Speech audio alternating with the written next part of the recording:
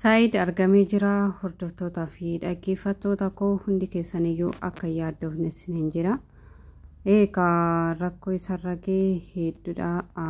Gondor keessatti osoo hin deemin jettuun ayyuuni rakkoo baay'ee keessummeesse jechuudha. Garuu rakkoo san immoo nuti asirratti hunda isaa finnee himuun nurraa hin eegamu. Maaliif jennaani inni iyyuu dhufee haa dubbatatu. Rakkoon kan amantanii gaafa abbaan dhimmaa sun yookiin immoo abbaan dhumti miidhame suni yeroo akkana bahee dubbatudha kan namni nama hubatu. Garuu immoo akka miidhaan garaagaraa isa qunnamee fi akkasuma caammaa miila tokko akka irraa fudhatanidha. Caammaa inni finfinneedhaa bitee deeme meeshaa finfinnee orjinaala jedhanii akka irraa baafatan dubbate wabiitti hime jechuudha. Kanaaf jennaanii wanti guddaan lubbuudhaan isa dhiisuu isaaniiti waan ta'eef rakkoo hin qabu. Garuu bilbilli isaa inni tokko hin hojjetu, inni tokko garuu hin hojjeta jechuudha. Gama tokkoon wabiitti bilbilee kan hime. Kana yoo dhageessu Sumayyaan akka baay'ee gammadde kan immoo ishiin Umaritti himte.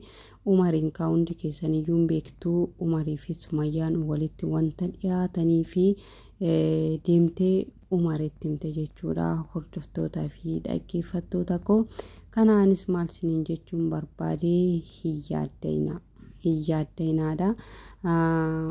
Akka jedhetti Umar kun akka jedhetti Sumayyaan Saayidoo yookiin immoo abbaa manaa ishee kana keessa isheetii hin baasne isootti. Rakkoon ishee jedhee rakkoon ishee dhimma masaanuti malee Saayidoo jibbaa miti yookiin immoo Saayidoo waliin jiraachuu jibbitee miti jedhee akka dubbateedha. Isheenis akka yaada isheetti maal yaadde seetanii Saayidoon kun osoo hayyuu hiikee ana waliin jiraatee anis jireenya isaa akka waliin jiraadhu parsantii 100% amanee fudhaa akka isheen jettee dubbatteedha. Icheechee kootu nyaatta. Gondorii dhuftee ilma Oromootti heerumtee Finfinnee keessa jiraachuu fi intala Oromoo jalaa baaste huumayinas huu habiibtii. Hundi keessaniyyuu tokko, hundi keessaniyyuu walqixaa. Silaa kan sin jiraachisuu isaa, kan mana kiraa sinirraa kaffalu isaa,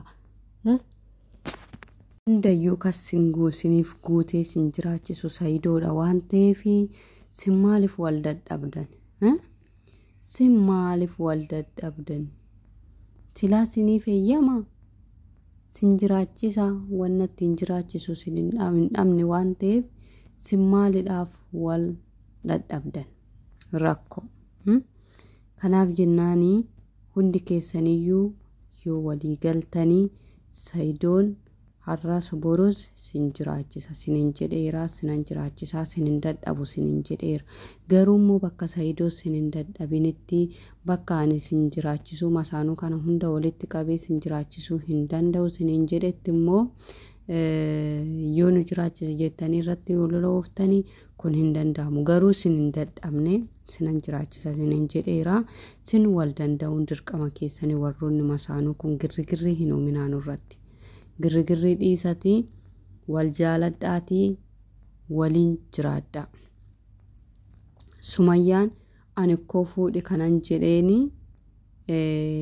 yaadan jedheen malee parsantii 100% itti amanee miti jette. Kun ta'uu hin qabu. Kun akkas miti. Soba dhugaarraa fagaate kun.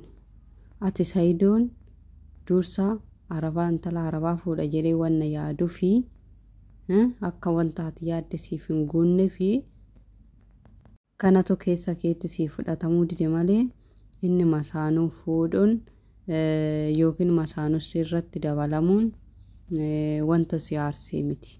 Garuu innumti ayyuu maaliif fuudhee? Tarii ayyuun tun na caaltii laata? Tarii immoo guyyaatti kaate na kabaltii laata? Uummata natti kofalchiisti laata jettee wanna shakkiteef malee masaanusiif rakkoo hin qabu ture. Anyways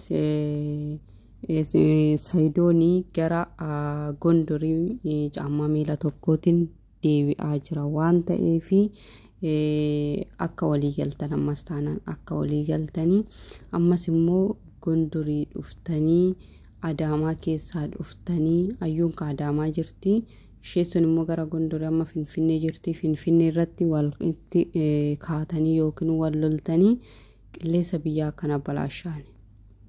Qilleessa nu jalaa hin faalinaadha qilleessa nagaa barbaanna nuti Senegalee qilleessa nagaa barbaanna bixibixii hin barbaannu Senegalee yoo bixibixii barbaadanii wayin gara Adaamaa deemadha wayin immoo gara Gondor wal fudhadhaati deema malee Finfinnee handhuura Oromiyaa keessatti warri masaanuu wal funaantanii wal loltan taananii bakka siniif dhumatee jira nuti sinin dhiisnu.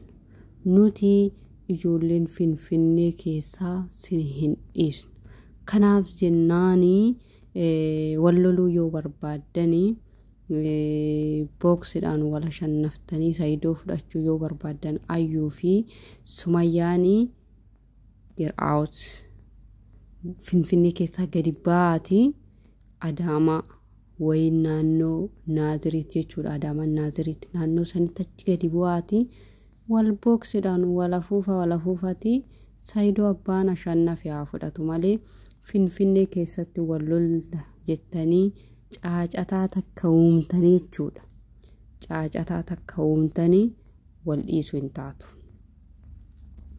Maaliif jennaanii Finfinneen bakka itti wal lolanii miti. Finfinneen handhuura Oromiyaati waan taateef bakka isin itti wal loltanii miti. Bakka masaanuun itti wal waamtee wal dabadabduu miti. Kanaaf jennaanii ani akeekkachiisa dhumaa isiniif kaa'een jira.